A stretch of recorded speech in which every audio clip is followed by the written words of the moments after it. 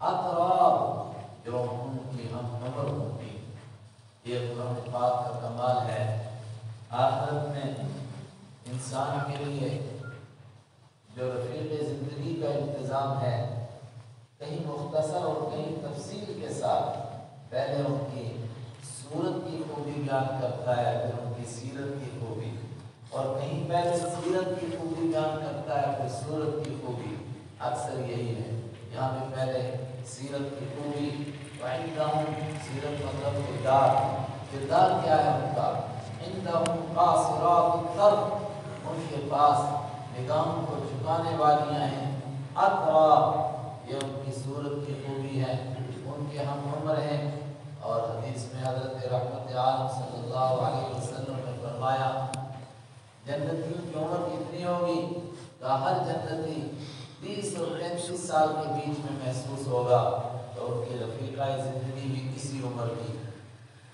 هذا ما توعدون ليوم الحساب، اور کہا جائے گا اور دنیا میں کہا جا رہا ہے هذا ما توعدون، یہ ہے وہ چیز ما توعدون جس کا تم سے وعدہ کیا جا رہا تھا. یوم الحساب، حساب کے دن کے لیے دنیا میں وعدہ کیا جاتا رہا، بار بار بتایا جاتا رہا. آج وہ دن آ گیا اور تمہیں وہ مرتبہ اور وہ مقام مل گیا. هذا ما توعدون ليوم الحساب، یہ ہیں وہ چیزیں جس کا تم سے وعدہ کیا جاتا تھا. یوم الحساب، حساب کے دن کے لیے.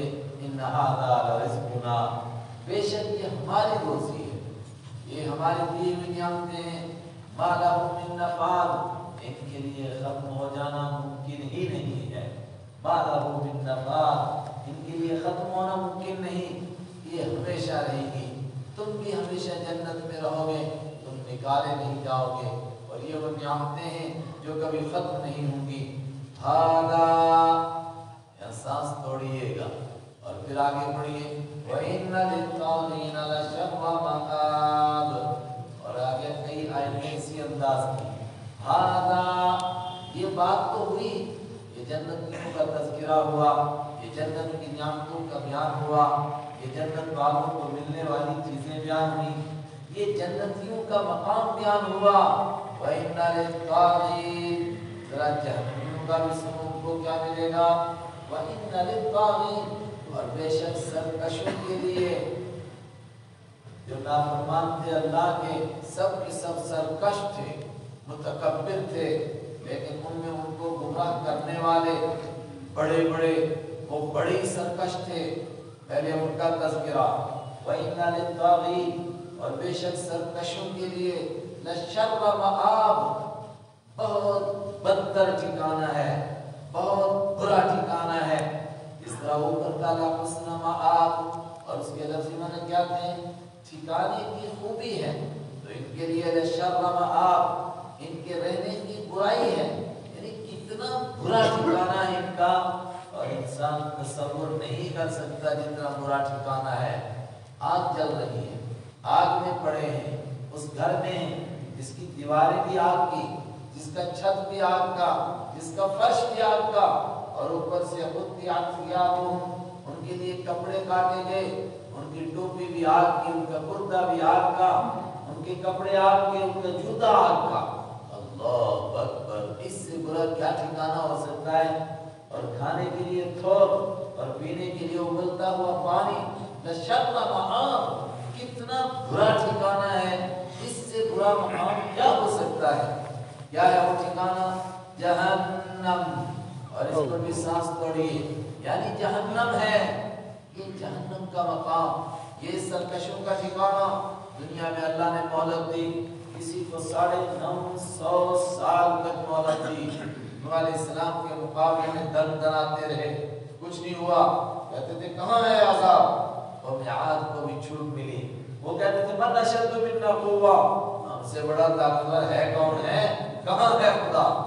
قوم ثمود کو بھی چھوٹ ملی، ایک لمبے عرصے تک وہ بھی خدا کی خدائی کو للکارتے تھے، ڈھیل دیتے رہے پروردگار.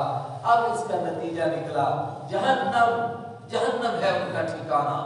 یصلونہا، یہاں بھی سانس توڑیے، جس میں وہ داخل ہوں گے، یعنی छोटे छोटे टुकड़ों में हिला रहा है कुरान। वइन्ना लित्तागीन, और बेशक सरकशों के लिए लशर्रा मआब, बहुत बुरा ठिकाना है। जहन्नम यानी जहन्नम है, यस्लौनहा, उसमें वो दाखिल होंगे।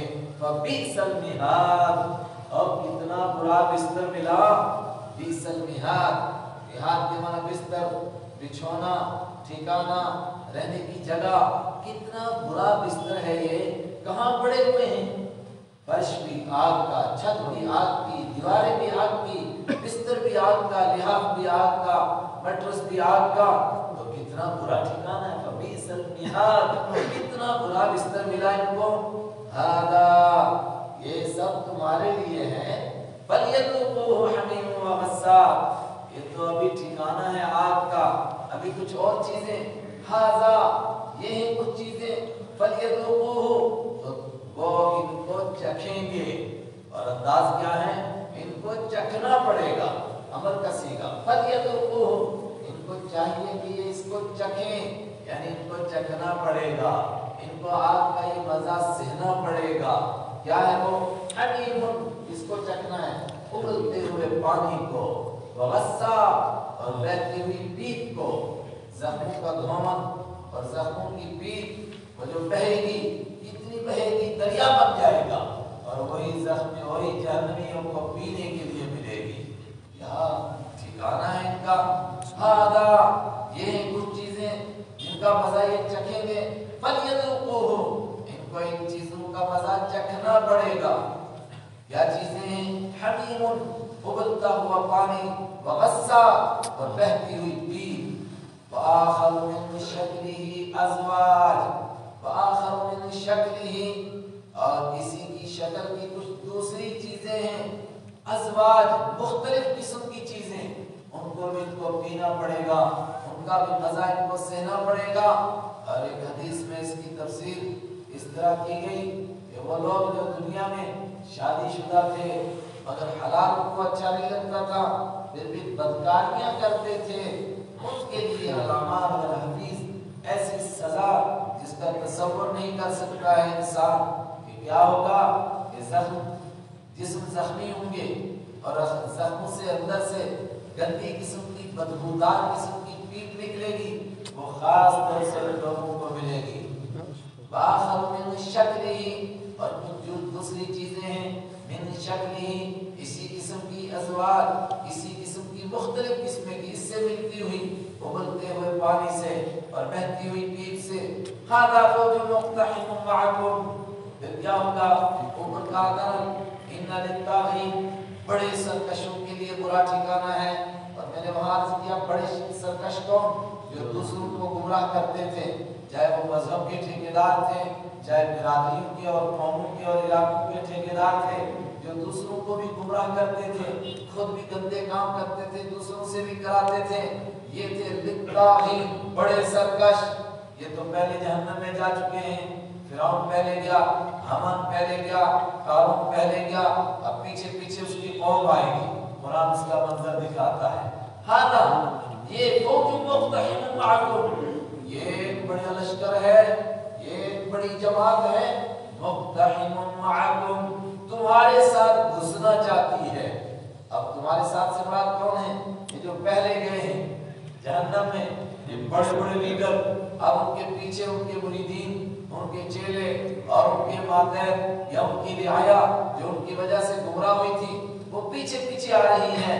उसके लिए कहा जा रहा है मुक़्तहिमुन मअकुम, ये बड़ी जमात है, इसका ठिकाना ही क्या, तुम तो थोड़े थे, ये बड़ी जमात है। मुक़्तहिमुन मअकुम, ये तुम्हारे साथ घुसना चाहती है। इक़्तहम यक़्तहिमु, किसी तंग गली को क्रॉस करना। सूरह बलद में हम पढ़ते हैं फलक़्तहमल अक़बा, कि उन्हीं क्रॉस किया उसने घाटी को, मुश्किल तंग रास्ते को। ये इस तंग रास्ते में तुम्हारे बीच में घुसने वाले हैं, घुसे जा रहे हैं। कौन है ये लोग? उनके गुमराह किए हुए। ये आगे वाले कहने लगे ला मरहबन बिकुम, ला मरहबन बिहिम, इनको कोई मुबारकबादी नहीं। जब कोई बाहर से आता है, अंदर वाले लोग खुशी का इजहार करते हैं उनके आने के लिए, तो क्या कहते हैं? कोई कहता है खुश आमदीद, कोई कहता है जी बिस्मिल्लाह, کوئی ویلکم کرتا ہے، موسٹ ویلکم، آئیے، بہت اچھا، آپ کا آنا مبارک ہو گیا. یہ اندر والے کیا کہیں گے؟ لا مرحبا بکم لا مرحبا بہم، ان کے لیے کوئی مبارکباد ہی نہیں، ان کو کوئی خوش آمدید نہیں. یہ بدبخت کمینے، یہ منحوس، یہ بھی یہیں گھسے جا رہے ہیں، آگے جگہ ہی نہیں ہے، اتنی تنگ جگہ، اور یہ زبردستی اندر گھس رہے ہیں. تو جو پیچھے آ رہے تھے انہوں نے سنا، ان کو غصہ آئے گا اور وہ کہیں گے کہ اچھا تم ہمیں کہہ رہے ہو لا مرحبا بہم، ان کو مبارکباد ہی نہیں. کون ہمیں جہنم تک لایا ہے؟ کس نے اس کی تبلیغ کی تھی؟ کس نے یہ گندے کام پھیلائے تھے؟ کس نے دنیا بھر کے اندر بے حیائی پھیلائی تھی؟ تم بے ایمانو، تم نے دوسروں کو گمراہ کیا، ہم کو بھی گمراہ کیا، اور آپ کہہ رہے ہو کہ لا مرحبا بہم، تمہارا آنا مبارک نہ ہو. ویسے یہ لفظ بھی بڑا عجیب ہے. کسی کے آنے کے اوپر ہم کیا کہتے ہیں؟ خوش آمدید. آپ کا آنا مبارک ہو، اردو میں ویلکم، عربی میں تو اس کا بڑا عجیب معنی پڑے گا، ویل لکم، تمہارے لیے بربادی ہو، چلو ویلکم. دوسرے لوگ کہتے ہیں جی بسم اللہ، مختلف الفاظ ہوتے ہیں، لیکن عربی میں اس کے لیے کیا لفظ ہے؟ لا مرحبا بہم. مرحب رحاب سے نکلا، رحاب کے معنی کشادہ میدان. تو اندر والے باہر والوں کو کہتے ہیں آپ کے لیے کھلی جگہ ہے، آپ کے لیے ہمارے دلوں میں جگہ ہے. لیکن یہ اندر والے کہہ رہے لا مرحبا بہم، ان کو کوئی مبارکبادی نہیں. لا مرحبا بہم انہم صالوا النار، بے شک یہ بھی صالوا النار، جہنم میں گھسنے والے ہیں. ارے کہیں اور چلے جاتے، تمہیں اور ٹھکانہ نہیں ملا، یہیں گھس رہے ہو. انہوں نے جواب دیا جو بعد میں آ رہے ہیں، پیچھے سے آ رہے ہیں، قالوا بل انتم لا مرحبا بکم بل انتم، بلکہ تم ہو وہ بدبخت لوگ، لا مرحبا بکم، تمہارے لیے کوئی مبارکبادی نہیں. بھول گیا اپنے کرتوت، تم نے ہم کو گمراہ کیا، تمہاری وجہ سے ہمیں یہ دن دیکھنے پڑے، تم نے یہ گندے کام دنیا بھر کے اندر پھیلائے، اور آپ کہتے ہو لا مرحبا بہم لا مرحبا بکم، تمہیں کوئی مبارکبادی نہیں، تمہارے لیے کوئی خوش آمدید نہیں. انتم قدمتموہ لنا، انتم تم ہو وہ، انتم تم ہو وہ. وہی بس اردو میں لفظ تم ہے، عربی میں انتم تم ہو وہ، قدمتموہ تم نے آگے کیا ہے، وہ اس کو لنا ہمارے لیے، تم ہی تو اس مصیبت میں ہمیں مبتلا کرنے کا ذریعہ بنے ہو. تم ہی نے تو بے حیائیوں کے کاموں کو عام کیا، اتنا کیا کہ ہم بھی مجبور ہوئے. تم ہی نے تو ان کاموں کی تبلیغ کی اور اس کو شہرت دی، اور تم ہی کہتے تھے دنیا میں یہ اچھے کام ہیں، اور آج کہتے ہو لا مرحبا بہم لا مرحبا بکم، تمہیں کوئی مبارکبادی نہ ہو. انتم قدمتموہ لنا، تم نے آگے لایا ہے وہ اس کو لنا ہمارے، فبئس القرار، تو کتنا برا ہے یہ ٹھکانہ. یہ اللہ کا کلام بھی ہو سکتا ہے، ان کا بھی، جو آنے والے ہائے مر گئے کہاں پہنچے، یہ کتنی بری جگہ ہے، یہ کتنا برا مقام ہے رہنے کا. اور اللہ کی طرف سے بھی یہ جواب وبئس القرار، کتنا برا یہ ٹھکانہ ہے، کہاں آپ پہنچے.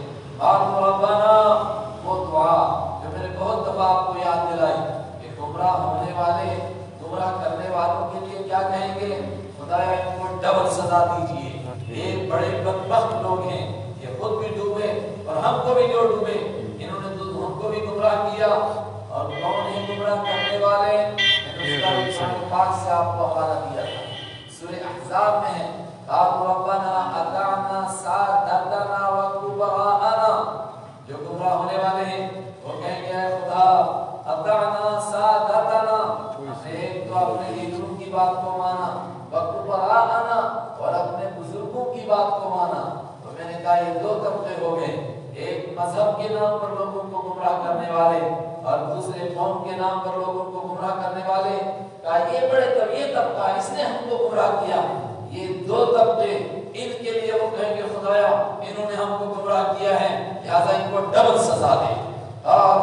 وہ کہیں گے ربنا، اے ہمارے رب، من قدم لنا هذا، من وہ آدمی، قدم جس نے آگے کیا ہے، لنا ہمارے، هذا اس مصیبت کو، یہ عذاب، یہ مصیبت، یہ جہنم، یہ حالات ہمارے سامنے لائے، فزدہ تو زیادہ کر دو اس کو، عذابا ضعفا فی النار، جہنم کے اندر کئی گنا زیادہ اس کو سزا دے، اس کو سخت سزا میں مبتلا کر، ڈبل سزا دے اس کو، ایک گمراہ ہونے کی اور دوسرے گمراہ کرنے کی.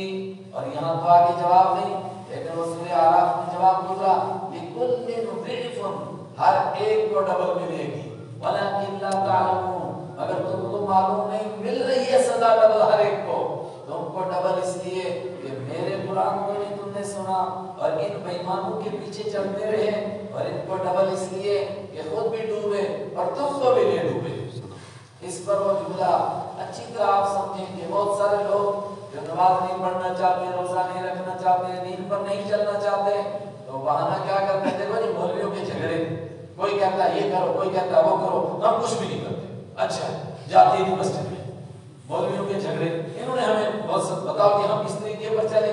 اتنا کہنے سے نہیں چھوٹ جائیں گے، قیامت کے دن اگر کوئی کسی کی وجہ سے گمراہ ہوا ہے، وہ کہے جناب اس نے گمراہ کر دیا ہم کو، یہ کہنے سے جان چھوٹ جائے گی۔ وہ کہہ رہے ہیں آتِہِمْ ضِعْفًا آتِہِمْ عَذَابًا ضِعْفًا فِي النَّارِ فَزِدْهُمْ عَذَابًا ضِعْفًا فِي النَّارِ، اے خدا ان کو دے جہنم میں ڈبل ڈبل سزا۔ اور اللہ جواب کیا دے گا؟ لِكُلٍّ ضِعْفٌ وَلَكِنْ لَا تَعْلَمُونَ، سب کو ڈبل ملے گی اور سب کو ڈبل مل رہی ہے، مگر تم اس کو سمجھ نہیں رہے ہو۔ تم کو ڈبل اس لیے کہ تم میرے قرآن کو نہیں سنتے تھے اور ان کے پیچھے چلتے تھے، میرے نبی کو نہیں دیکھتے تھے، ان کو دیکھتے تھے، اور ان کو ڈبل اس لیے کہ یہ خود بھی ڈوبے اور تم کو بھی لے ڈوبے۔ وَقَالُوا مَا لَنَا، عجیب منظر پیش کرتا ہے قرآن۔ میں نے کہا تھا سورہ صاد میں ایسا لگے گا جیسے یہ سب سامنے ہو رہا ہے۔ وَقَالُوا مَا لَنَا، اور وہ کہیں گے مَا لَنَا، ہم کو کیا ہو گیا، لَا نَرَىٰ رِجَالًا، ہم نہیں دیکھتے ہیں کچھ مردوں کو، كُنَّا نَعُدُّهُم مِّنَ الْأَشْرَارِ، جن کو ہم شمار کرتے تھے برے لوگوں میں۔ مطلب جہنم میں پہنچا ابو جہل بھی، عتبہ بھی، شیبہ بھی، ولید بھی، مغیرہ بھی، اور بڑے بڑے ان کے سردار پہنچے جہنم میں، تو وہاں جا کر کیا کہیں گے؟ ارے بلال کہاں ہے یار، وہ گھٹیا آدمی، اس کو ہم سمجھتے تھے اتنا بھٹیچر قسم کا آدمی، وہ نظر نہیں آ رہا، وہ کہاں ہے؟ غلام وہ سہیب کہاں ہے؟ وہ فلاں کہاں ہے؟ وہ فلاں کہاں ہے؟ جن کو ہم کمزور سمجھتے تھے۔ اس طرح جنتی کا تذکرہ ہم نے پچھلی سورت میں پڑھا، دیکھو مقابلہ، وہاں جنتی جا کر کے دیکھے گا کہ وہ جہنمی کہاں چلا گیا، وہ ایک میرا ساتھی ہوتا تھا جو مجھے گمراہ کرتا تھا اور کہتا تھا انت من المصدقین، ارے تو بھی تکیہ مصیباتوں کو مانتا ہے کہ مرنے کے بعد دوبارہ زندہ ہوں گے اور جنت ہے اور جہنم ہے اور یہ فیصلے ہوں گے، کیا تم بھی ان کو مانتا ہے؟ ارے وہ نظر نہیں آ رہا، پتہ نہیں کیا کہاں، تو وہ جنتی اس کو دیکھے گا جہنم میں، فَاطَّلَعَ فَرَآهُ فِي سَوَاءِ الْجَحِيمِ، وہ جھانکے گا اور اس کو جہنم میں دیکھے گا۔ ادھر جہنمی تلاش کریں گے کن کو؟ اپنے جان پہچان کے ایمان والوں کو، اور وہ کہیں گے کہ وہ جن کو ہم گھٹیا سمجھتے تھے، جن کی مذاق اڑاتے تھے، جن کے اوپر آوازیں کستے تھے، جن کو ہم کہتے تھے بہت بیوقوف لوگ ہیں، ایسے ہیں ویسے ہیں، اور یہ قیامت تک ہوتا رہے گا۔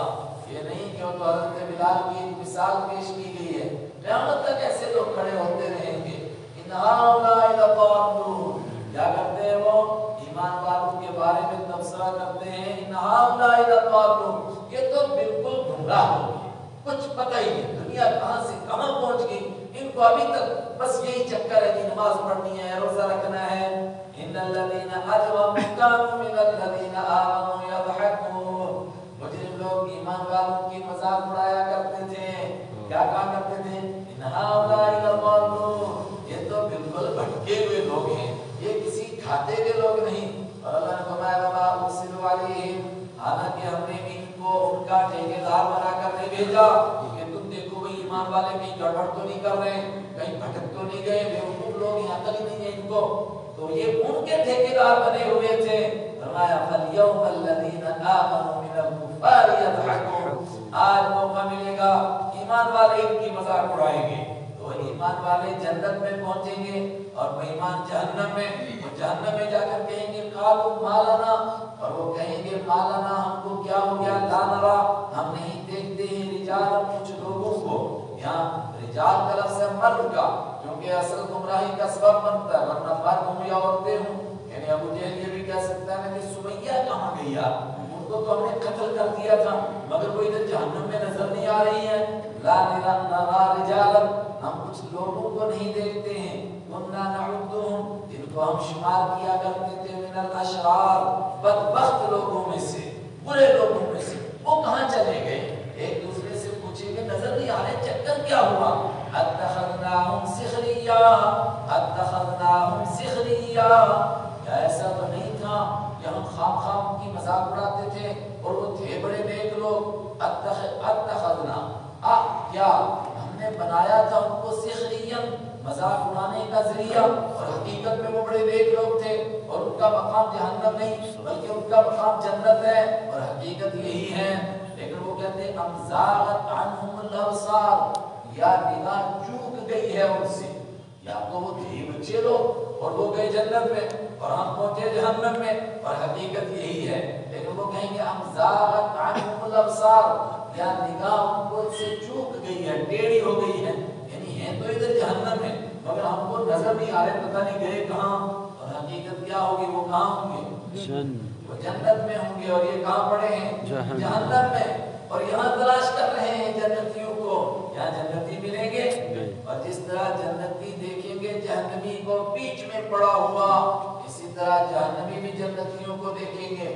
وہ بھی سورہ اعراف میں گزرا، کیوں؟ تاکہ ان کے دل جلیں۔ جب ایمان والوں کو دیکھیں گے جن کو ہم کمزور سمجھتے تھے، جن کو ہم برے لوگ سمجھتے تھے، وہ تو مزے مار رہے ہیں اور ہم اس مصیبت میں پڑے ہوئے ہیں، تو یہ ان کے لیے اور زیادہ سزا کا ذریعہ بنے گا۔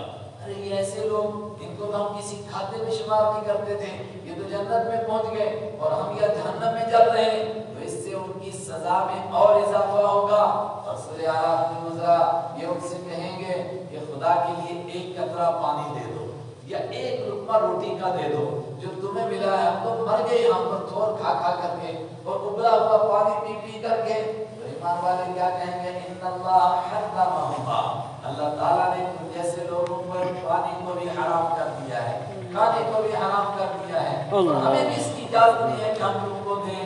حالانکہ بیچ میں کروڑوں اربوں میلوں کا فاصلہ ہوگا، مگر بات کیسے کر رہے ہیں؟ جیسے آمنے سامنے بیٹھے اور ایک دوسرے سے گفتگو کر رہے اور وہ کہہ رہے تھوڑا پانی دے دو، ذرا سی روٹی دے دو، اور یہ جواب دے رہے ہیں کہ روٹی اور پانی دونوں کو ان پر حرام کر دیا گیا ہے۔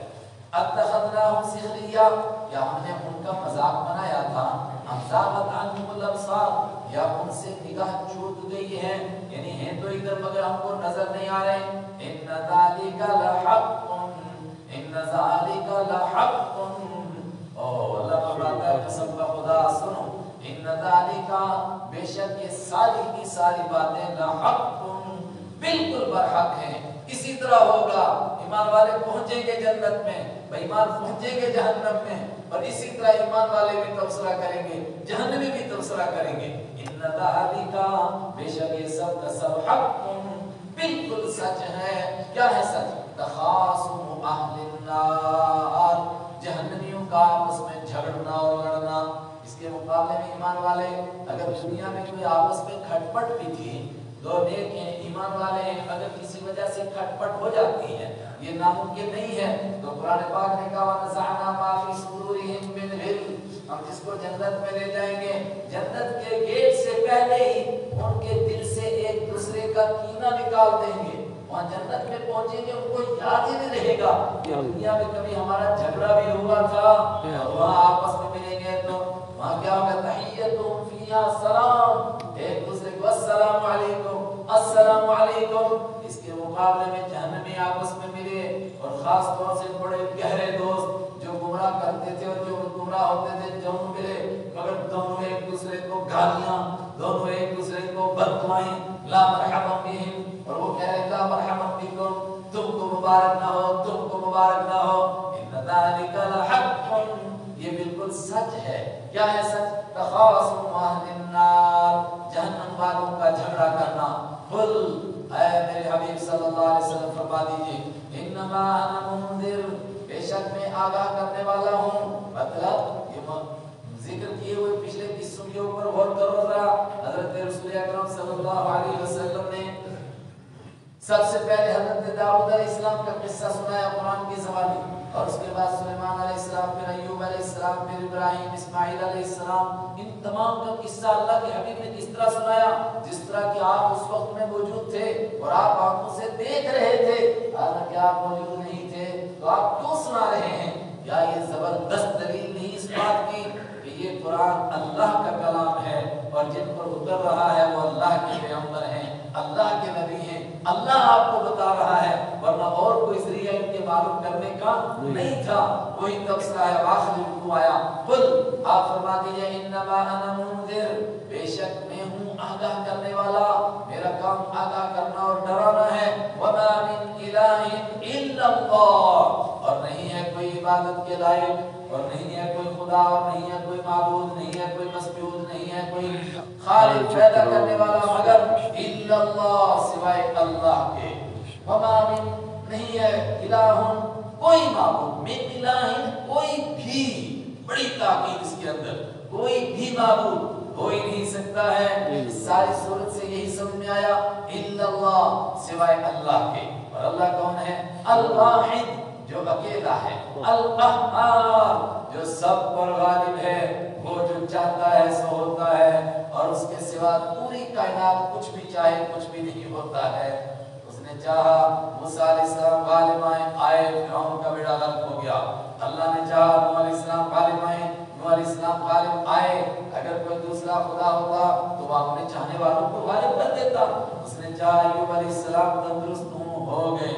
ये तमाम वाक़यात इस पर दलालत करते, अल-वाहिद, वो अकेला है, अल-कहार, वो सब पर गालिब है। वो कौन है? रब्बुस समावाति वल अर्द, वो आसमानों का रब है, वल अर्द, वो जमीन का रब है, वमा बैनहुमा, और इसके बीच की पूरी कायनात का रब है। और रब के माना पैदा करने वाला भी है, परवरदिगार भी है, खालिक भी है, मालिक भी है, राज़िक भी है, सब कुछ है। रब्बुस समावात, वो आसमानों का रब, वल अर्द, वो जमीन का रब, वमा बैनहुमा, और इसके बीच की चीजों का रब, अल अजीज, वो गालिब है, अल गफ्फार, वो बहुत बख्शने वाला है। ये जो कुछ बयान किया गया ये छोटी बातें हैं। कुल हुवा नबअउन अज़ीम, ऐ मेरे हबीब सल्लल्लाहु अलैहि वसल्लम बता दीजिए, कुल आप फरमाइए, हुवा नबअउन अज़ीम, ये बहुत बड़ी खबर है। ये पीछे की पूरी खबरें दे दी अल्लाह के हबीब सल्लल्लाहु अलैहि वसल्लम। यतीम मक्का ने, जिन्होंने आज तक कोई कुरानी किताब नहीं देखी, जिन्होंने तौरात और इंजील और ज़बूर को कभी नहीं पढ़ा, जिन्होंने आज तक उन किताबों के पढ़ने वालों से कभी मुलाकात नहीं की, तो क्या ये छोटी बात है? कुल हुवा नबअउन अज़ीम, आप फरमा दीजिए बहुत बड़ी खबर है। अंतुम अन्हु मुरिदून, अगर तुम इस खबर से मुंह मोड़ने वाले हो, ये सब कुछ सुनाया जा रहा है, अगर तुम इस पर नहीं कान लगाते हो, नहीं कान धरते हो, नहीं इस पर गौर करते हो, अंतुम अन्हु मुरिदून, तुम इससे एराज करने वाले हो। और ये भी तर्जुमा किया गया, ये जो जन्नत का बयान हुआ, ये जहन्नम का बयान हुआ ऊपर, ये महशर का बयान हुआ, कुल हुवा नबअउन अज़ीम, ये छोटी बात है, ये बहुत बड़ी खबर है। आग का घर, इंसान उस आग के कुएं की तरफ दौड़ा जा रहा है और कभी सोचता भी नहीं है कि मैं आग के कुएं में जा रहा हूँ, मैं किस तबाही से दो चार होने वाला हूँ, मैं किस हलाकत के गड्ढे में गिरने वाला हूँ, और नहीं करता। कुल हुवा नबअउन अज़ीम, आप फरमा दीजिए ये बहुत बड़ी खबर है। अंतुम अन्हु मुरिदून, अगर तुम इससे एराज करते हो, तुम कभी कान ही नहीं लगाते हो कि क्या कहा जा रहा है और क्या खतरनाक हालात है जिनका हमें सामना करना है। और ये परवरदिगार का इतना करम है कि उसने दुनिया में हमको बता दिया ये हालात पेश आएंगे, ये पड़ाव है, सबसे पहला पड़ाव तुम्हारी मौत का है। यहाँ पर पता चलेगा यौम तबयद्दु वुजूह व तस्वद्दु वुजूह, कुछ चेहरे काले पड़ जाएंगे, कुछ चेहरे चमकने लग जाएंगे, उसके बाद कब्र के हालात, उसके बाद महशर के हालात, उसके बाद जन्नत और जहन्नम का फैसला। कुल हुवा नबअउन अज़ीम, अंतुम अन्हु मुरिदून, अगर तुम इससे एराज़ कर रहे हो, तुम इससे मोड़ रहे हो, मा कान लिया मिन इल्मिन बिल मलाइल अला इज़ यख़्तसिमून। और ये जन्नत और जहन्नम की जो बातें बयान हुई है तो आगे पेश आएंगी। फरमाया जो पीछे बात पेश आ चुकी है और जो मैं सुना चुका हूँ तुमको, उसके बारे में भी मुझे क्या इल्म था, इसकी बात आगे उसका फिर तज़किरा हो रहा है।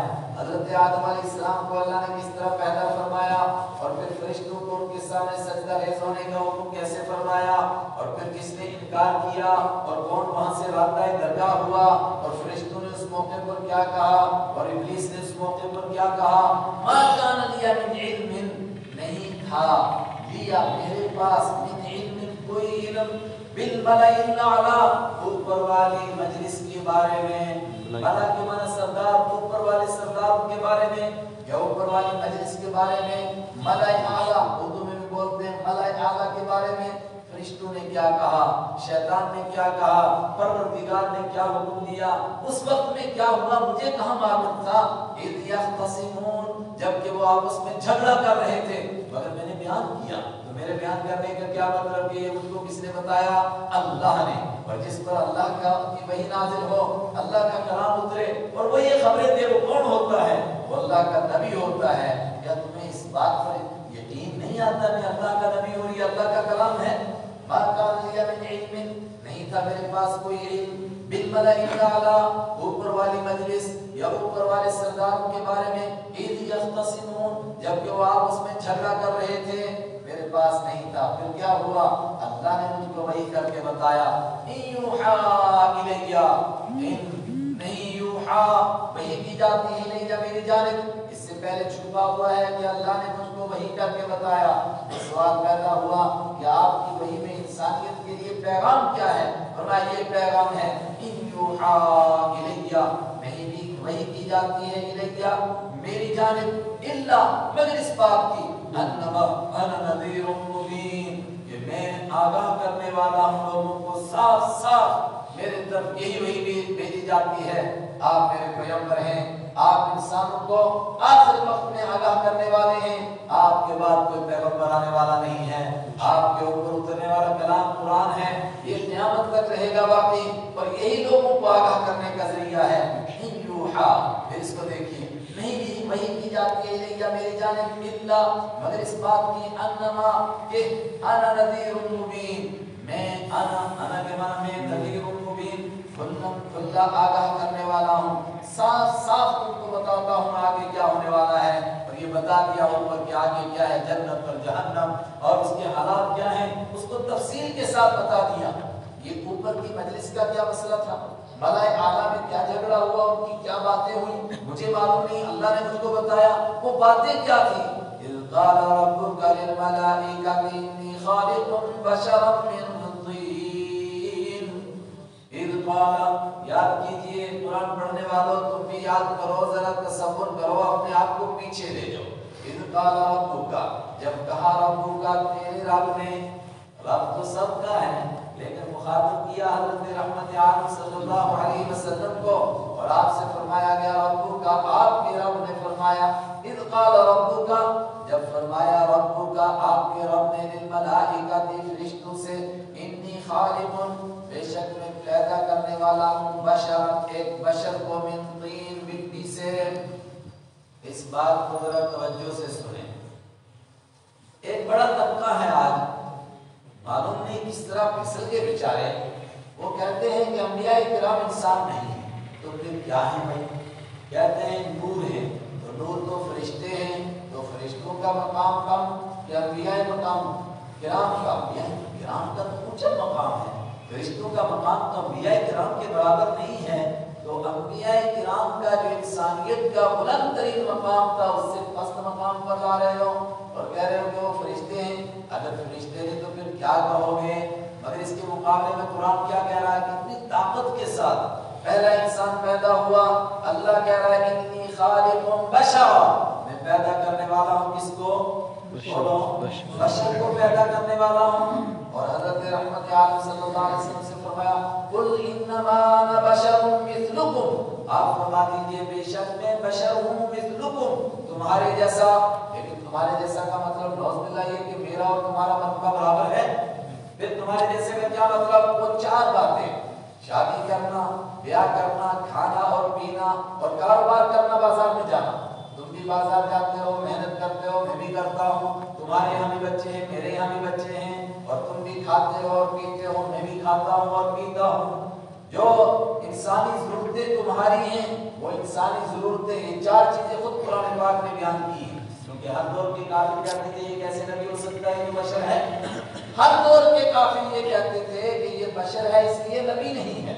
اور سورہ ابراہیم میں گزرا کہ سارے نبیوں کو ہر دور کے لوگوں نے ایک ہی آیت میں ہے، سارے نبیوں کو کہا کہ تم نبی نہیں ہو سکتے اس لیے کہ تم بشر ہو، اور نبیوں کو جواب دیا گیا کہ تم جواب دو۔ کیا جواب دو؟ کہا کہو تم ما نحن الا بشر مثلکم، بے شک ہم بشر ہیں تمہارے جیسے، مگر اللہ نے ہم کو نبی بنایا ہے، اور نبوت کا مقام یہی بشریت کا مقام ہے، انسانوں میں سے ہی بلند ترین مقام نبوت کا مقام ہے۔ ابھی تو انسان اشرف المخلوقات ہے، اگر انبیاء کرام کو انسانوں کے بیچ میں سے نکال دیں تو انسان اشرف المخلوقات رہیں گے؟ پھر تو ارذل مخلوق ہو جائیں گے۔ انسان کیسے کیسے گھٹیا کام کرتے ہیں؟ نہیں، انبیاء کرام کے مرتبے کے ساتھ جب ان کے ساتھ انسانوں کو جوڑتے ہیں تو انسان اشرف المخلوقات ہوتا ہے، اور انسانوں میں سے بلند انسان بلند ہوتے ہیں اور پست انسان پست سے بھی پست ہوتے ہیں، بل ہم اضل، وہ تو جانوروں سے بھی بدتر ہوتے ہیں۔ مطلب یہ نہیں ہے کہ ہر آدمی کو ہم کہیں اشرف المخلوقات ہے، نعوذ باللہ یہ بھی جبرائیل علیہ السلام سے افضل ہے، یہ بھی افضل نہیں، ایسا نہیں ہے۔ انسانوں میں سے جو افضل ہیں وہ فرشتوں سے افضل ہے۔ تو سب سے پہلے انسان پیدا ہوئے، ان کو بھی اللہ کہتا ہے بشر، میں کس کو پیدا کر رہا ہوں؟ بشر کو پیدا کر رہا ہوں۔ حضرت آدم علیہ السلام کو بشر کہا گیا، حضرت رسول پاک صلی اللہ علیہ وسلم کو بشر کہا، اور خود رسول اکرم صلی اللہ علیہ وسلم اپنے آپ کو فرماتے ہیں میں بشر ہوں۔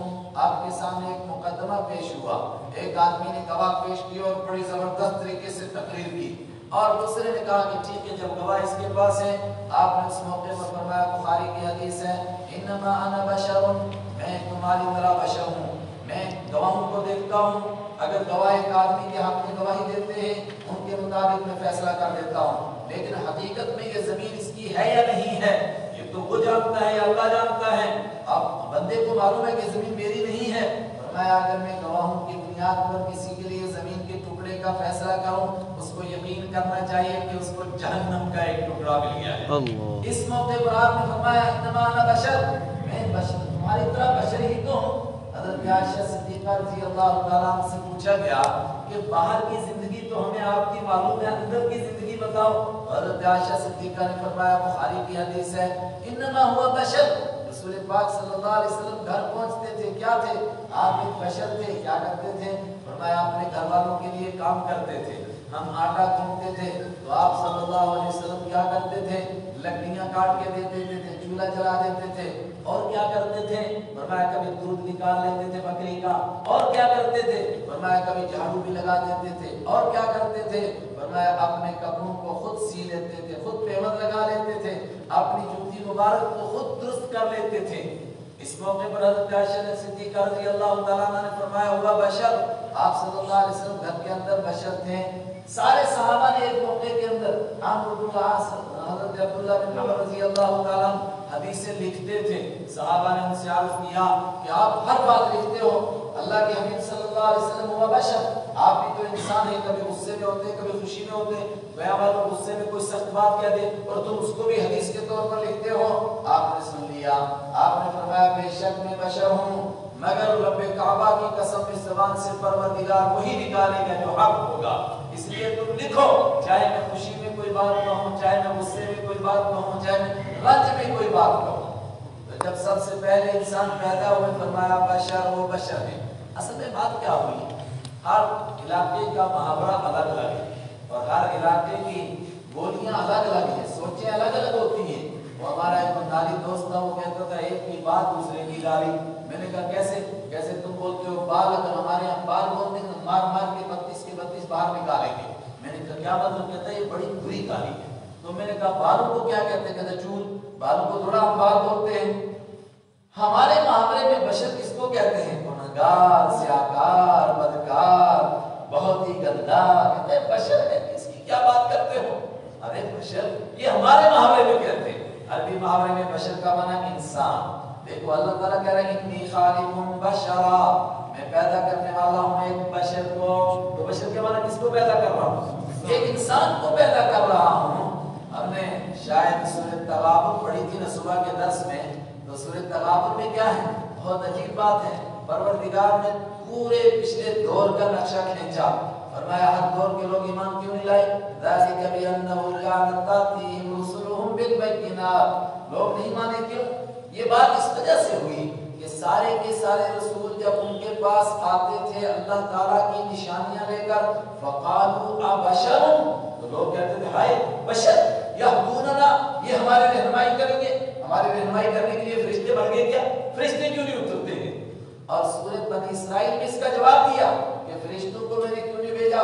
فرمایا اگر فرشتے ہوتے زمین میں اور مطمئنین یمشون علی الارض، زمین پر چلتے ہوتے، اطمینان سے ہوتے، اور فرشتوں کو ہدایت دینے کی ضرورت ہوتی، لنزلنا علیہم ملکا رسولا، تو ہم ان کے اوپر کس کو بھیجتے؟ فرشتے کو رسول بنا کر بھیجتے۔ مگر دنیا میں ہے کون؟ بولو، انسان ہے۔ جب انسان ہے تو انسان کی رہنمائی کے لیے کس کو بھیجا جائے گا؟ انسان کو بھیجا جائے گا۔ مگر عجیب سا ایک ذہن بنا، اور ایک طبقے نے ایک خاص مقصد کے لیے اس اردو کے محاورے کو استعمال کر کے عربی میں ٹھوکا، دیکھو دیکھو یہ نبیوں کو بشر کہتے، ہائے نبیوں کو بشر، ارے وہ تو اللہ بشر کہہ رہا ہے، اللہ کے سارے نبی کہہ رہے ہیں، اللہ کا قرآن کہہ رہا ہے، مگر کس پیرائے میں کہہ رہا ہے وہ تو دیکھو۔ وہاں بشر کا معنی انسان، اور تم بشر کا معنی لیتے ہو گنہگار، سیاکار، بدکار، اس کو بشر کہتے ہیں؟ اس کو قرآن کی زبان میں بشر نہیں کہتے، اس کو کہتے اولئک کالانعام، یہ سب کے سب چوپائے ہیں، بل ہم اضل، بلکہ چوپائے سے بھی بدتر ہیں۔ اور ایک مقام پر فرمایا حمر مستنفرہ، یہ بدکے ہوئے کھوتے ہیں، گدھے۔ ان کو کون انسان کہتا ہے؟ انسان وہ ہے جو مسجود ملائک ہے، انسان وہ ہے جس کے سامنے فرشتے جھکتے ہیں، تم اس کو بشر کہہ رہے ہو، بشر کہے تو گدھے ہیں، یہ بدتر مخلوق ہیں۔ مگر وہ اس اردو کو محاورے کو ادھر لیا اور لوگوں کو کنفیوژن میں ڈال دیا، بیوقوف بنا دیا۔ خالق بشرا، میں پیدا کرنے والا ہوں بشر، ایک بشر کو کس سے پیدا کروں گا؟ من طین، مٹی سے۔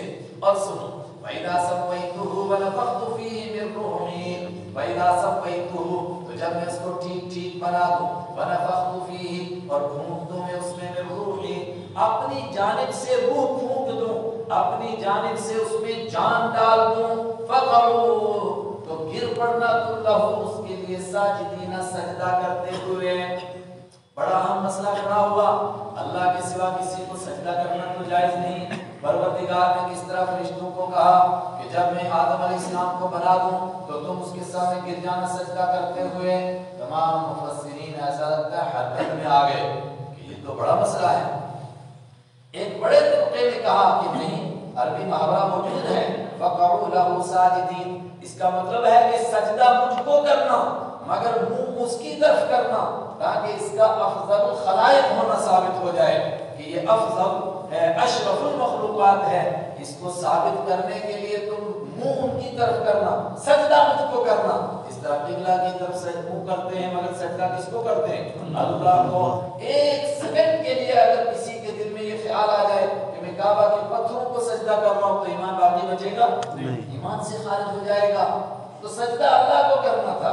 فخر الدین رازی نے یہی ترجمہ کیا، دوسروں نے کہا نہیں، فَقَعُوا لَهُ سَاجِدِينَ، دوسرا محاورہ موجود ہے، سجدہ کا معنی سلامی میں بھی آتا ہے۔ اور سورہ یوسف میں حضرت یوسف علیہ السلام جب بادشاہ بنے اور والد صاحب بھی پہنچے اور بھائی بھی پہنچے اور دوسرے رشتہ دار پہنچے، تو قرآن پاک نے کہا خروا لہ سجدا، جھک گئے ان کے سامنے سجدہ کرتے ہوئے۔ تو سجدہ کرتے ہوئے کیا کہ جب وہ بادشاہ بنے تو انسان نے ان کو کیا کیا؟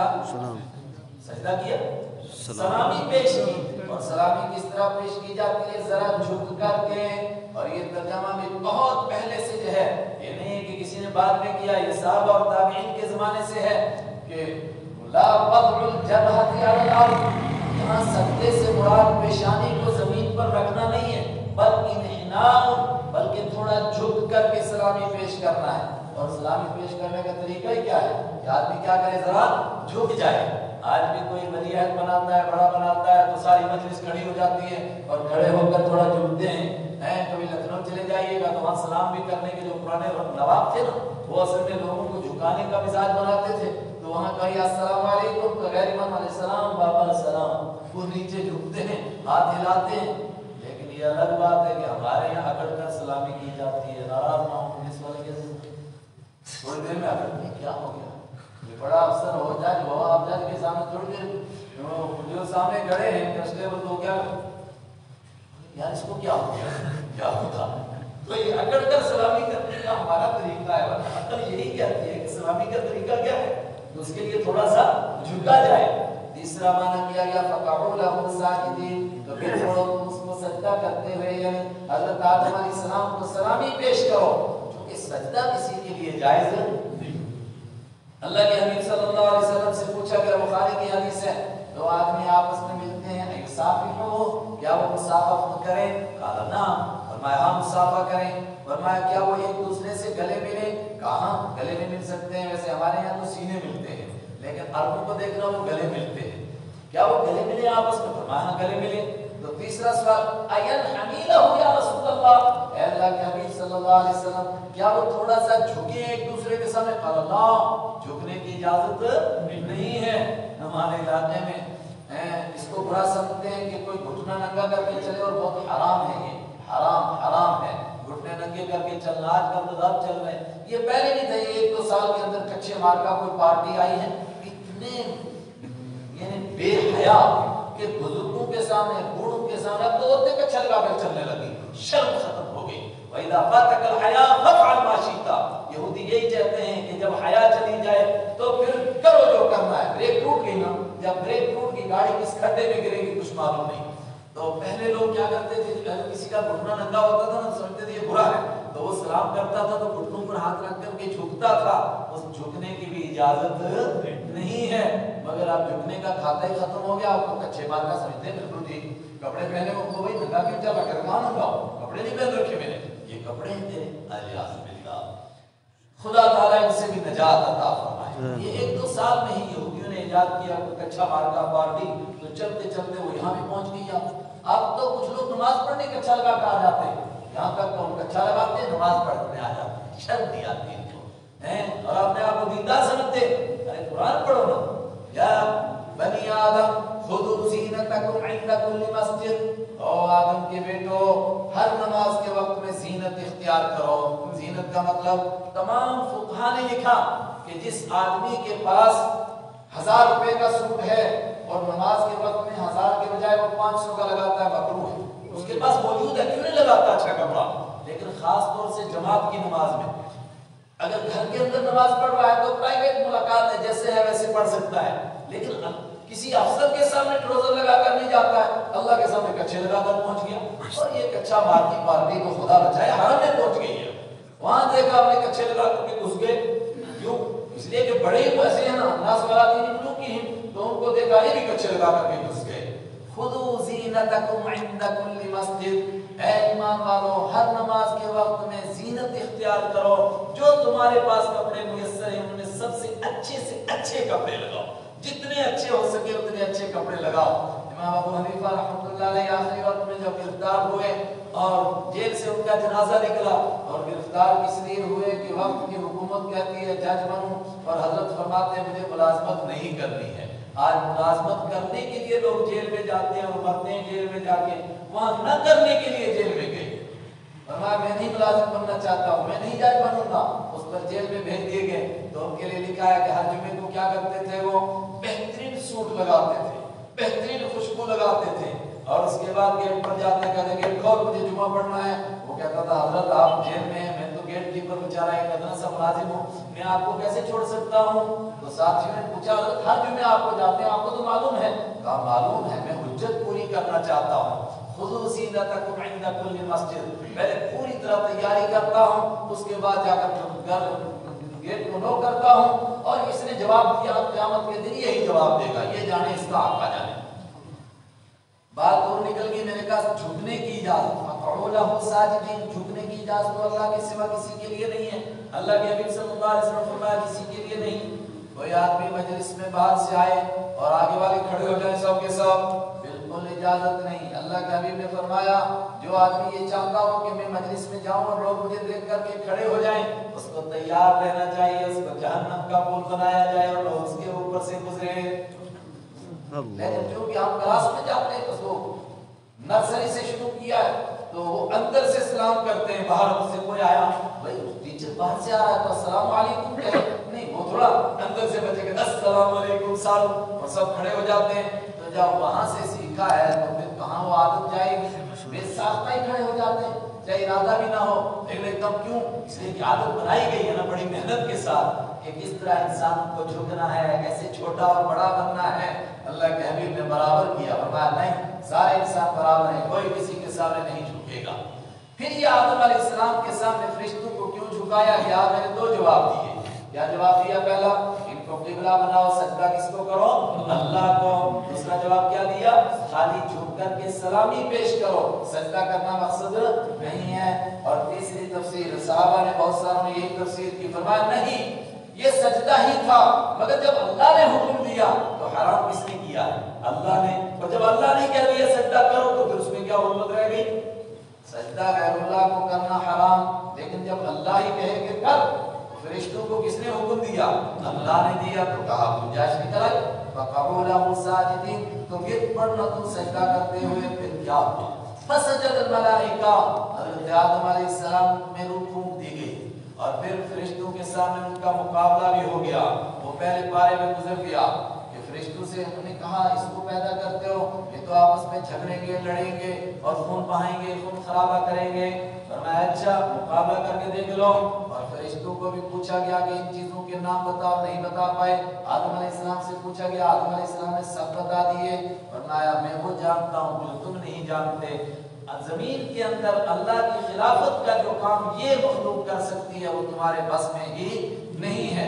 یہ مخلوق کیا کرے گی؟ اللہ کا حکم ہوگا چوروں کے ہاتھ کاٹو تو کوئی چوری کرے گا تبھی تو یہ ہاتھ کاٹیں گے. فرشتوں میں چوری کون کرے گا؟ کوئی کر ہی نہیں سکتا ہے. یہ وہ مخلوق ہے جو اس کام کو کر سکتی ہے، اس لیے اسی کو پیدا کرنا ہے. چنانچہ جب فرشتوں کو یہ سب کچھ معلوم ہوا، فسجد الملائکہ، تو سجدہ کیا الملائکہ، تو فرشتوں نے کلہم، سب کے سب نے سجدہ کیا. اور تاکہ اجمعون، اکٹھے سجدہ کیا. ایسا نہیں کہ پہلے جبرائیل، میکائیل، اسرافیل سجدے میں گرے تو باقی والوں نے دیکھا کہ بڑے بڑے سجدہ کر رہے ہیں، ہم کیا کریں پیچھے، وہ بھی گر گئے. نہیں، اجمعون، سب کے سب نے اکٹھے سجدہ کیا. مگر ایک کھڑا رہا، الا ابلیس، مگر ابلیس استکبر، وہ اکڑ گیا. وکان من الکافرین، اور وہ تھا ہی کافروں میں سے. یہ بھی ترجمہ وکان من الکافرین، اور وہ ہو گیا کافروں میں سے. من ہوا ابلیس؟ ابلیس کون ہے؟ بعض لوگ کہتے ہیں فرشتوں کا بھی استاد تھا.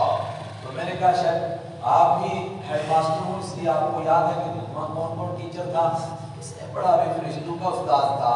قرآن کہہ رہا ہے ہر جمعے کو پڑھتے ہو سورہ کہف میں، کان من الجن، یہ جنوں میں سے تھا، فرشتوں میں سے نہیں تھا. اور فرشتوں کو کسی کا شاگرد بننے کی ضرورت بھی نہیں تھی. مگر جب فرشتوں کو حکم دیا تو یہ کیسے آ گیا اس کے بیچ میں؟ نہیں، فرشتوں کو حکم دینے کا مطلب یہی تھا کہ بڑی مخلوق کو حکم ہے، اس کے بعد نیچے والے سب اس کو حکم میں داخل تھے اور سب نے سجدہ کرنا تھا. اس کو بھی معلوم تھا کہ مجھے سجدہ کرنا ہے. اور ابھی آگے آ رہا ہے، اس نے یہ نہیں کہا کہ آپ نے مجھے تو کہا ہی نہیں سجدہ کرنے کے لیے. نہ، اس نے مانا کہ مجھ کو کہا گیا تھا سجدہ کرنے کے لیے مگر میں نے نہیں کیا. اس کا لاجک پیش کرے گا میں نے کیوں نہیں سجدہ کیا. الا ابلیس، مگر ابلیس کون ہے؟ ابو الجن، جنوں کا باپ، سب سے بڑا، سب سے پہلے کس سے پیدا ہوا؟ آگ کی لپٹ سے پیدا ہوا. عبادت کرتے کرتے وہاں پہنچ گیا جہاں فرشتے تھے اور فرشتوں کے ساتھ رہتا تھا. استکبر، وہ اکڑ گیا. وکان من الکافرین، یہ بھی ترجمہ کیا گیا کہ وہ تھا کافر. تھا کافر کا مطلب وہ صرف یہی چاہ رہا تھا کہ مجھے اونچا مرتبہ ملے اور میں فرشتوں کو بھی اپنے سے پیچھے چھوڑوں. اس کے اندر اللہ کی محبت نہیں تھی. اور یہ بھی کہا گیا کہ نہیں، ہو گیا وہ کافروں میں سے.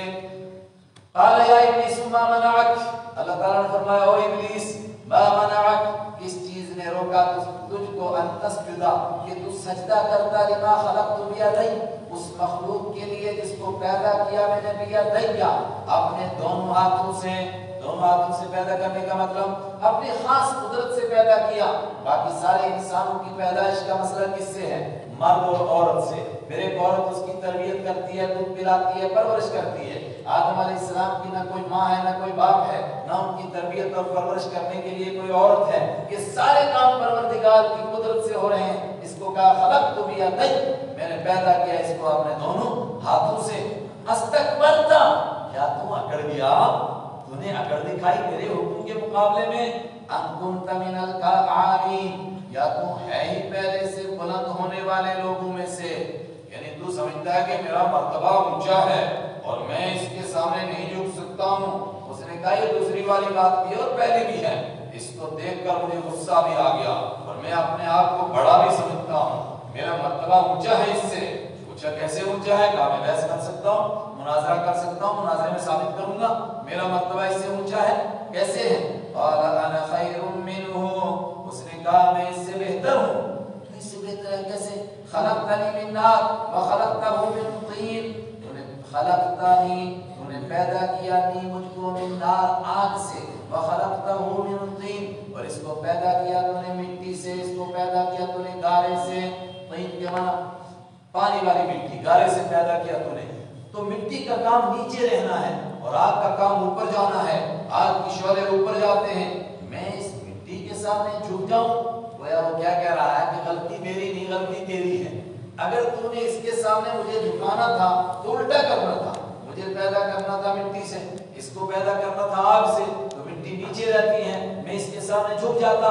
تو نے مجھ کو پیدا کیا آگ سے, اس کو پیدا کیا مٹی سے, تو خطا میری ہے یا تیری؟ یہ تو نعوذ باللہ اللہ سے مناظرہ کر رہا ہے کہ تیری خطا ہے, تیری غلطی ہے یہ. اور آگے ایک بڑی اہم بات ہے جس سے ایک اور بات سمجھ میں آئے گی. کیا؟ شیطان نے کہا کہ مجھے مہلت دیجیے. اس موقع پر وہ کہتا ہے مجھے مہلت دیجیے. اللہ تعالیٰ غضبناک ہے, وہ پھر مہلت مانگ رہا ہے. کیوں؟ اس کو معلوم ہے کہ اللہ تعالیٰ کے ہاں جو دعا کی جاتی ہے وہ قبول ہوتی ہے. اس کا مطلب کہ وہ عارف باللہ بھی ہے, اللہ کو پہچانتا ہے, اس کی صفات سے, اس کی شان معافی سے واقف ہے, اس کی شان عفو و درگزر سے واقف ہے, ڈھیل سے واقف ہے کہ اللہ تعالیٰ ڈھیل دیتا ہے. ابھی تو یہ سوال کرتا ہے, اس کا مطلب وہ عابد بھی ہے, وہ عارف بھی ہے, سب کچھ ہے, تو پھر کیوں نہیں اس نے ایسا کیا؟ اس کو محبت نہیں نصیب ہوئی. جس کو عشق نصیب ہو جائے, محبت نصیب ہو جائے, وہ کبھی اڑ کے اوپر پوچھتا نہیں کہ ایسا کیوں کرنا ہے. ابراہیم علیہ السلام پوچھتے ہیں کہ اچھا مجھے آگ میں ڈال دیا جائے اور یہ بڑے بڑے بدماش یہ کنارے پر کھڑے رہے اور میں ایسے مر جاؤں؟ یہ نہیں سوال کیا. بلکہ میں نے شاید کبھی سنایا تھا, ابن تیمیہ علیہ الرحمہ نے اس موقع پر ایک روایت نقل کی ہے. وہ کہتے ہیں کہ سند بے شک کمزور ہے لیکن یہ الفاظ بتاتے ہیں کہ یہ نبی ہی کے الفاظ ہیں. کیا الفاظ تھے؟ کہا ہر نبی پر جب کوئی مصیبت آئی تو اس نے دعا کی. ابراہیم علیہ السلام کی کوئی دعا نہ قرآن میں موجود ہے نہ حدیث میں موجود ہے.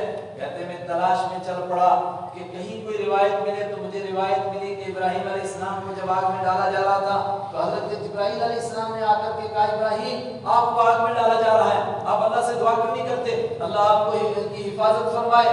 کہا انہو یرا حالی, جو آگ میں ڈال رہا ہے وہ میرا حال جانتا ہے. اگر وہ آگ میں ہی ڈالنا چاہتا ہے تو میں کون ہوتا ہوں یہ کہنے والا کہ نہیں آگ میں مجھے مت ڈال, میں تو اللہ کے حکم پر چلنے والا ہوں. اسی کے اوپر کسی نے کہا کہ کبھی کوئی سیلاب آیا تھا نا, تو کوئی بزرگ کا نام تھا شاہ دولا, تو لوگ اس کے پاس دوڑے کہ حضرت دعا کیجیے سیلاب آ رہا ہے. تو انہوں نے کہا کہاں پہنچا؟ کہا فلاں جگہ پہنچا. تو انہوں نے بھی وہ پھاوڑا لیا, کھولنے والا رمشم لیا, تو پانی کے آگے آگے کھود کر کے راستہ بنانے لگے. لوگوں نے کہا حضرت آپ بیڑا غلط کرو گے, آپ تو اور بستی کی طرف پانی کو لا رہے ہو. کہا جدھر میرا مولا ادھر شاہ دولا. اگر خدا تمہارا بیڑا غرق کرنا چاہتا ہے, میں تم کو خدا کو مت غرق کر, اچھی بات ہے جلدی غرق ہو تمہارا بیڑا, کچھ کرتوت کیے ہوں گے نا ایسے. حضرت ابراہیم علیہ السلام نے کوئی دعا نہیں کی. ابلیس سب کچھ جانتا تھا, عارف بھی تھا, عابد بھی تھا, مگر اللہ سے محبت کرنے والا عاشق نہیں تھا. قال انا خیر منہ, تبھی بحث کر رہا ہے میں اس سے بہتر ہوں. خلقتنی من نار, تو نے پیدا کیا مجھ کو آگ سے, وخلقتہ من طین, اور اس کو پیدا کیا مٹی سے. قال فاخرج منہا, نکل جا یہاں سے. یہاں بحث اور مناظرے کی گنجائش نہیں ہے, یہاں محبت کرنے والے رہتے ہیں. فاخرج, نکل, منہا, یہاں سے. فإنک رجیم, بے شک تو مردود ہے, تو نکالا ہوا ہے, تجھ پر لعنت ہے, تو میری رحمت سے دور ہے. رجیم کے لفظی معنی پتھر مارا ہوا, مردود. وَإِنَّ عَلَيْكَ لَعْنَتِي إِلَى يَوْمِ الدِّينِ, اور سن, ان علیکا, بے شک تیرے اوپر لعنتی, میری لعنت رہے گی, إِلَى يَوْمِ الدِّينِ, قیامت کے دن تک, جزا اور سزا کے دن تک, فیصلے کے دن تک, انصاف کے دن تک تجھ پر میری لعنت پڑتی رہے گی. تو کیا کہتا ہے, میں سجدہ نہیں کروں گا. قال رب فانظرنی, یہ ہے وہ اس کا جملہ جو میں نے پیچھے ذرا اشارہ کیا. قال ربی, اس نے کہا ہے میرے رب فانظر, تو مہلت دے تم ہی مجھ کو, مہلت دے دیے. اگر میری اس کی وجہ سے مجھے گمراہ ہوا ہے, مجھے بھی زندگی دے, میری ضروریت بھی ہو, کو تاکہ میں بھی اس کو ساتھ لے کر کے جاؤں، اکیلا جہنم میں نہیں جانا چاہتا ہوں۔ اسی کو میں کہہ رہا ہوں کہ ابلیس کو معلوم ہے کہ پروردگار اس وقت میں غضبناک ہے اور اس نے بہت بڑا جرم کیا ہے۔ آدمی نیکی کے بعد دعائیں کرتا ہے، جرم کے بعد دعائیں نہیں کرتا، لیکن وہ دعائیں کر رہا ہے۔ اشارہ کیا ہے؟ اس کو معلوم ہے کہ پروردگار ہر حال میں دعائیں قبول کرتا ہے۔ اگر مجرم جرم کر کے اللہ سے دعا نہ کرے تو کیا کرے گا؟ لیکن شیطان کیا کرتا ہے؟ انسان کو مایوس کرتا ہے، پہلے گناہوں میں مبتلا کرتا ہے اور اس کے بعد اس کو کہتا ہے کعبہ کس منہ سے جاؤ گے غالب، شرم تم کو مگر نہیں آتی۔ ارے کیوں شرم آئے تجھے؟ کہتے جی 100 چوہے کھا کے بلی حج کو چلی، 100 چوہے نہیں، 1,00,000 چوہے کھا کر کے چلے۔ اللہ کہتا ہے تب بھی آ جا، قل یا عبادی الذین اسرفوا علی انفسہم لا تقنطوا من رحمت اللہ۔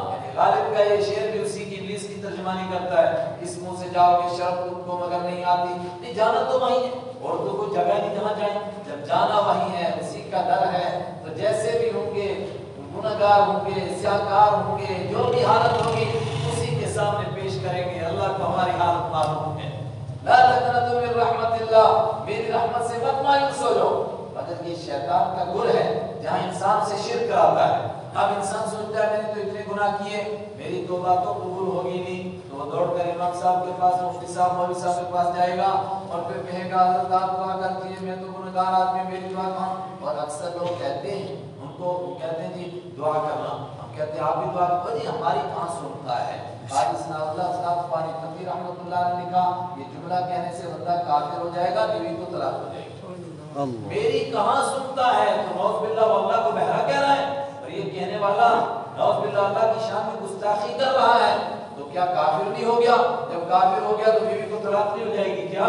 یہ چھوٹا مسئلہ ہے، لیکن کہتا ہے میری کہاں سنتا ہے، بلکہ اتنا ہی نہیں، وہ پنجاب میں مشہور ہے نا، میریاں سنتا نہیں تیریاں موڑتا نہیں، میری تو سنتا ہی نہیں وہ، تیری موڑتا نہیں، تو دعا کر جلدی۔ نہیں نہیں، گنہگار کی زیادہ سنتا ہے۔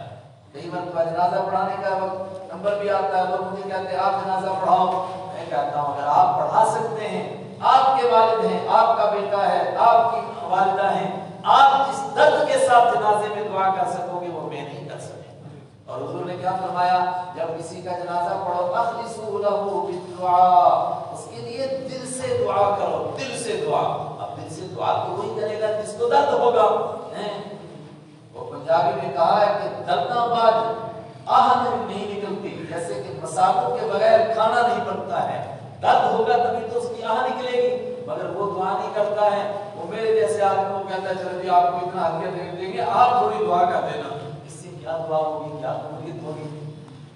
اللہ اکبر۔ شیطان کو معلوم ہے کہ اللہ دعا قبول کرتا ہے، اس لیے کہتا ہے قال رب انزل، وہ کہتا ہے میرے رب انزل، تو مجھے مہلت دے۔ تو کا مطلب جب تم نے مجھے لعنتی بنا دیا تو اب مجھے مہلت دے، الی یوم یبعثون، اس دن تک جس دن لوگ دوبارہ زندہ کیے جائیں گے۔ بڑی توجہ سے بات سنیے گا، جس دن لوگ دوبارہ زندہ کیے جائیں گے، دوبارہ زندہ کرنے کا مطلب کہ جب مریں گے قیامت آئے گی تب تک نہیں، بلکہ اس کے بعد جب دوبارہ زندہ ہوں گے تب تک مجھے مہلت دو، یہاں تک کہ جب دوبارہ زندہ ہوں تو میں اس کو پھر گمراہ کر سکوں۔ یا چلو اس وقت تک مہلت ہے، اس وقت میں نہ ہو، لیکن جب سب لوگ مرے تب میں نہ مروں اور میں ان کو پھر بھی گمراہ کرتے رہوں اس وقت میں۔ آگے اللہ کا جواب سنو، اور فإنک من المنظرین، فرمایا ہاں بے شک انک من المنظرین، تم مہلت دیے ہوئے لوگوں میں سے، لا مجھے مہلت مل گئی، مگر کب تک؟ الی یوم الوقت المعلوم، اس دن تک جس کا وقت متعین ہے۔ جب دوبارہ زندہ کریں گے تب تک نہیں، بلکہ جس دن کا وقت متعین ہے، کون سا دن؟ فرمایا جب قیامت آئے گی، جب سب کے سب مریں گے تب تک مجھے مہلت ہے، اس کے بعد مجھے مہلت۔ اس کا مطلب کہ جب قیامت آئے گی ساری کائنات مرے گی تو مسٹر ابلیس بھی بولو نا مر جائے گا، اس کو زندگی حاصل نہیں ہوگی۔ اور ایک روایت اس کے ساتھ اور جوڑ لو، حضرت رسول اکرم صلی اللہ علیہ وسلم نے فرمایا وہ قیامت ان پر آئے گی جو اس وقت میں زندہ ہوں گے، اور آج جو مر رہے ہیں ان کی قیامت آ رہی ہے، اس لیے کہ جو مر گیا اس کے بعد تو وہ کچھ کر نہیں سکتا، نہ نیکی نہ برائی۔ تو کیا اس آیت سے یہ نہیں سمجھ میں آیا کہ جب ہم مر جاتے ہیں تو اس کے بعد بھی شیطان کسی کو گمراہ کر سکتا ہے؟ بولو نا، شیطان قبر میں پہنچ جائے، ہم سے پوچھا جائے من رب، تیرا رب کون ہے؟ شیطان کے بول میں تیرا رب ہے، ہم سے پوچھا جائے بات تقول فی ھذا الرجل تو نبی صلی اللہ علیہ وسلم کے بارے میں کیا کہتا ہے؟ شیطان کہتے نہیں بولتے میرے بارے میں بولتے ہیں تیرا دین کیا ہے؟ شیطان کہتے بول تیرا دین شرک والا دین ہے. ایسا ہو سکتا ہے؟ وہ کب تک گمراہ کرے گا؟ بولو جب تک آدمی کی جان نکل نہیں. اب اس طبقے کو کیا کہیں گے جو قبروں پر اذانیں دینے لگ گیا؟ پوچھا یہ اذان اللہ کے نبی نے دی؟ کہتا بالکل نہیں دی. صحابہ نے کبھی دی؟ کہتا بالکل نہیں دی. تابعین نے، تبع تابعین نے، چاروں اماموں نے، بڑے بڑے اولیاء کرام شیخ عبد القادر جیلانی رحمۃ اللہ علیہ جیسے بزرگوں نے دی؟ کہتے نہیں دی. تو حضرت آپ کیوں دے رہے ہیں؟ کہتے ہیں آپ نے نہیں پڑھا ہے اذان کی وجہ سے شیطان بھاگ جاتا ہے. اس وقت میں شیطان اس کو گمراہ کرتا ہے، ہم اذان دیتے تاکہ شیطان بھاگ جائے. اور شیطان کو بھگانے کا بڑا اچھا طریقہ دیکھا. حضور کو یہ طریقہ نہیں معلوم ہوا. کسی کو امام مالک رحمۃ اللہ علیہ نے کہا جو دین کے اندر نئی بات نکالتا ہے وہ دبے لفظوں میں یہ کہنا چاہتا ہے کہ حضور نے دین پورا نہیں کیا، چھپا کر رکھا تھا، ایک بات باقی تھی وہ میں بتا رہا ہوں. یعنی قبروں پر اذان دینا حضور نے چھوڑ دیا تھا، اب میں بتا رہا ہوں. اللہ اکبر. انہی لوگوں کے لیے کہا من وقر صاحب بدعت فقد هدم الدین. جس آدمی نے ایسے بدعتی کا احترام کیا اس نے دین کی جڑوں کو کھود دیا. کیوں؟ جب بدعتیں گڑھنے والوں کا احترام ہوگا تو لوگ اور بدعتیں گڑھیں گے. یار ایک بدعت پر میرا اتنا احترام ہو رہا ہے، اتنی واہ واہ ہو رہی ہے، لہٰذا میں کل اور 10-15 گھڑ کے لاؤں گا. اس پر بڑا احترام ہوگا تو اس نے اور گھڑنا شروع کیا. یہ معاشرے کے اندر احترام کے لائق نہیں، تحقیر کے لائق ہیں تاکہ دوسرا کوئی بدعت گڑھنے کے لیے کھڑا نہ ہو. قال فبعزتك لأغوينهم أجمعين. شیطان نے کہا تیری عزت کی قسم لأغوينك، پھر تو ضرور گمراہ کروں گا ہم ان کو اجمعین، سب کے سب کو چھوڑوں گا نہیں. ان کی وجہ سے میں جہنم میں گیا، اب میں بھی نہیں چھوڑوں گا. الا عبادك منهم المخلصين. لیکن فوراً وہ بھی کہتا ہاں تیرے کچھ بندے ہیں جو میرے قبضے میں آنے والے نہیں ہیں. الا عبادك، مگر تیرے بندے منهم ان میں سے المخلصین، خالص کیے ہوئے. اور یہ سورہ صافات میں رسول نے بار بار پڑھا تھا، گویا وہاں جن کو مخلص کہا جا رہا تھا یہاں بتایا یہ وہ طبقہ ہے جو شیطان کے قبضے میں نہیں آتا ہے، یہ خالص کیے ہوئے لوگ ہیں. اللہ تعالیٰ نے فرمایا اچھا یہاں یہ بات نہیں، سورہ حجر میں ہے. اللہ تعالیٰ نے فرمایا اچھا تو گمراہ کرے گا، میں جا جو تو کر سکتا ہے کر. ان عبادی لیس لک علیہم سلطان. جو میرے دین پر چلنا چاہیں گے میرے بندے ان کو تو جبری طور پر گمراہ نہیں کر سکے گا. الا من اتبعک من الغاوین. ہاں جو تیرے پیچھے چلنا چاہیں گے ان کو تو گمراہ کرے گا، جو نہ چلنا چاہیں اس کو گمراہ کر دیں. اس پر ایک اشکال ہوتا ہے کہ کبھی کبھی ابلیس تو بندے کو پاگل بنا دیتا ہے، شیطان ایسے حملے کرتے بندہ پاگل ہو جاتا ہے. تو قرآن نے کہا اتخبط الشیطان، شیطان نے ان کو خبتی بنا دیا من المس، چھونے کی وجہ سے. تو وہ تو ہو گیا بیچارہ گمراہ، نہیں گمراہ ہوا. اس لیے کہ اگر کام کرنا چھوڑ گیا دماغ اب تو کسی چیز کا سوال ہی نہیں، اب تو بے ٹکٹ جنت میں جائے گا، تو اس سے بھی اس کا کچھ نہیں بنے گا. الا عبادک، مگر تیرے وہ بندے منہم ان میں سے المخلصین، خالص کیے ہوئے. قال فالحق، اللہ تعالیٰ نے فرمایا پھر سچ بات سن، حق بات سن. فالحق ھذا، یوں ہے بات تو پھر سچ بات یہ ہے. والحق اقول، اور میں سچ بات ہی کہتا ہوں. کیا بات؟ لأملأن جہنم، ضرور بھر دوں گا جہنم کو، من کا تجھ سے، ومن من تبعک، اور ان لوگوں سے جو پیچھے چلیں گے تیرے، منہم ان میں سے، اجمعین تم سب کے سب سے جہنم بھر دوں گا. جا کر گمراہ کس کو گمراہ تو کرتا ہے، اور جو ہدایت پر چلنا چاہے گا ان کو تو گمراہ نہیں کر سکے گا. قل ما اسألكم علیہ من اجر. اللہ اکبر. اے میرے حبیب صلی اللہ علیہ وسلم، آپ نے پچھلی باتیں سنائی، تاریخ عالم کو کھول کر کے رکھ دیا انسانوں کے سامنے، اور ایسی تاریخ سنائی 1450 سال گزر گئے، آج تو کوئی ٹھکرا نہیں سکا. اس تاریخ میں کوئی کہہ سکا ہو نہیں جی ایوب علیہ السلام تو کوئی بندے نہیں تھے، یہ کیا کہہ دیا آپ نے، داؤد علیہ السلام کے ساتھ ایسا کوئی واقعہ نہیں پیش آیا، سلیمان علیہ السلام کے ساتھ ایسا کوئی واقعہ نہیں پیش آیا. سب نے تسلیم کیا جو قرآن کی تاریخ ہے وہ سب سے سچی تاریخ ہے. یہ پچھلی تاریخ بھی بیان کی، ملائے اعلیٰ کی باتیں بھی بتائیں، اور مرنے کے بعد کیا ہوگا وہ بھی ساری باتیں بتائیں. اے ساری دنیا کے لوگوں، کیا تم سے اس پر کوئی کرایہ لیا میں نے؟ کیا تم سے اس پر کوئی فیس لی میں نے؟ اور تم پھر بھی اس کلام کو نہیں قبول کرتے ہو. قل، اے میرے حبیب فرما دیجئے، ما اسأل، میں نہیں مانگتا ہوں تم سے علیہ اس پر من اجر، کوئی مزدوری تم سے سے اس پر کوئی اجر کوئی بدلہ نہیں مانگتا ہوں. وما انا من المتکلفین، اور میں بناوٹی باتیں کرنے والوں میں سے نہیں ہوں. مطلب کہ دل میں تو آ رہا ہو کہ نہیں دے دو، لیکن زبان سے کہہ رہا نہیں مجھے ہدیے کی ضرورت نہیں، رہنے دیجیے میں نہیں دیتا ہوں، اور جیب میں بھی ڈال دیں نہیں. وما انا من المتکلفین، اور میں بناوٹی باتیں کرنے والوں میں سے نہیں ہوں. ان هو الا ذکر، نہیں ہے یہ قرآن مگر ایک نصیحت ہے. اور بات شروع بھی کہاں سے کی تھی؟ صاد والقرآن ذکر، نصیحت والا قرآن. پھر کہا آخر میں ان ہوا، نہیں ہے یہ قرآن الا ذکر مگر نصیحت ہے للعالمین، سارے جہانوں کے لیے. وَلَتَعْلَمُنَّ نَبَأَهُ بَعْدَ حِينٍ، دھمکی. وَلَتَعْلَمُنَّ، اے ساری دنیا کے انسانوں تم ضرور ضرور جان لو گے. نَبَأَهُ، قرآن نے جن باتوں کی خبر دی ہے ان خبروں کو تم جانو گے. یہ سب کچھ ہوگا، جہنم میں جھگڑا بھی ہوگا، جنت میں جنتی بھی پہنچیں گے، اور جو کچھ قرآن نے بیان کیا یہ سب کا سب وَلَتَعْلَمُنَّ، ضرور بالضرور تم جان لو گے. نَبَأَهُ، اس کی خبر کو بعد حین، ایک وقت کے بعد. بس آنکھیں بند ہونے دو، مرنے کا نمبر آنے دو، پھر دیکھو کس طرح قرآن کی صداقت تمہارے سامنے آئے گی. وجاءت سکرۃ الموت بالحق، موت کی بے ہوشی تمہارے سامنے ان سچائیوں کو لائے گی جس کو تم نہیں مانتے تھے مگر قرآن پاک نے بیان کیا. کیا حقیقت تھا، کہاں ختم ہوئی سورت؟ وَلَتَعْلَمُنَّ، نہیں مانتے نہ مانو. وَلَتَعْلَمُنَّ، اور ضرور بضرور تم جان لو گے. نَبَأَهُ، قرآن کی خبر کو، ان باتوں کو جن کی قرآن نے خبر دی ہے. بَعْدَ حِينٍ، ایک مدت کے بعد. کون سی مدت؟ ابھی آنکھ بند ہونے دو. اور کتنی باتیں تو وہ ہیں جو زندگی میں سامنے آئیں.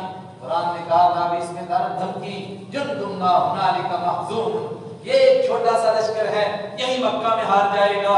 کچھ عرصے کے بعد مکہ میں ان کو ہارتے دیکھا لوگوں نے کہ نہیں دیکھا؟ بولو نا. آپ 10,000 کا لشکر لے کر کے آئے، اور کیا آپ کی تدبیر ہے. اللہ اکبر. عربوں کا عجیب نظام، ان کی کوئی حکومت نہیں ہے لیکن ان کے گڈریے اور ان کے جو چرواہے دائیں بائیں گھومتے رہتے ہیں اس قدر ہوشیار دماغ ہیں کہ چڑیا اڑتی ہے تو اس کی طرح ملتی ہے مکہ والوں کو. فلاں جگہ اس طرح چڑیا اڑ رہی ہیں، لیکن 10,000 کا لشکر مکہ سے صرف 30 کلومیٹر پیچھے تک رہتا ہے، مکہ والوں کو پتہ ہی نہیں.